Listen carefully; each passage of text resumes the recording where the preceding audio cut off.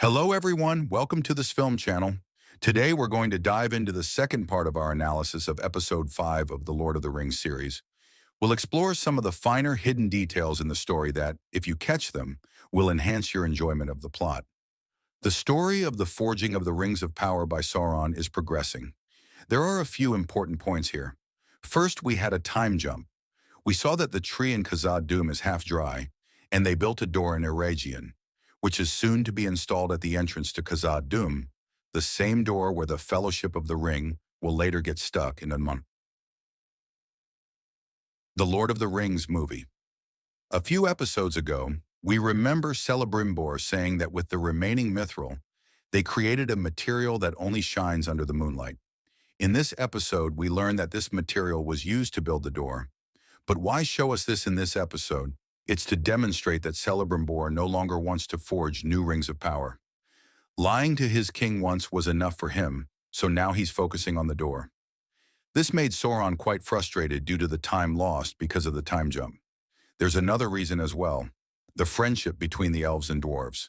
So Sauron devises a new plan, pushing Celebrimbor to make more rings while also breaking the elves and dwarves' friendship. During Sauron's conversation with Celebrimbor, he mentions an important line: "I fear the men of Numenor more than any other." This is significant because it reflects Sauron's fear of the people of Numenor, the same men who, in the First Age, ruined all of Sauron's and his master Morgoth's plans. Sauron names a few important men from history to convince Celebrimbor to trust humans again, suggesting not all men are corrupt and that there are good ones too. The names Sauron mentions are interesting. First, he mentions Arundel, whose statue stands in Numenor. Arundel was the one who sought the help of the gods to fight Morgoth, and because of him, Morgoth was defeated. Interestingly, Arundel is the father of Elrond.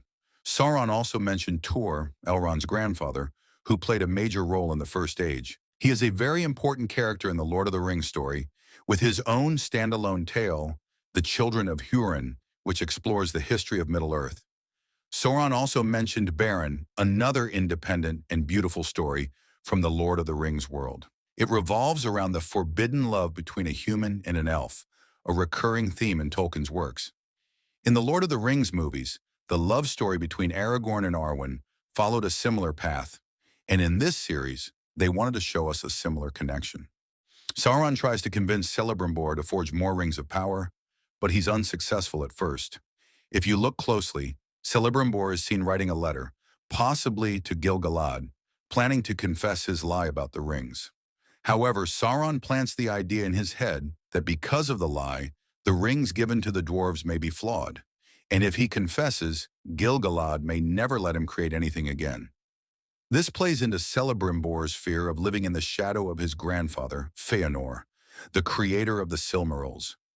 Celebrimbor wants to surpass his grandfather's legacy, so out of fear, he risks everything to forge 9 stronger rings. There's also an interesting moment when the woman describes what she saw, which was clearly a vision of Sauron. As previously mentioned, Sauron is a Maya, a spirit that exists in the unseen world. He later takes a physical form, just like the gods. This is the opposite of elves and men, who live in the physical world and enter the unseen world after death. What she described is exactly the same as the vision Frodo had when he wore the One Ring and saw Sauron's eye.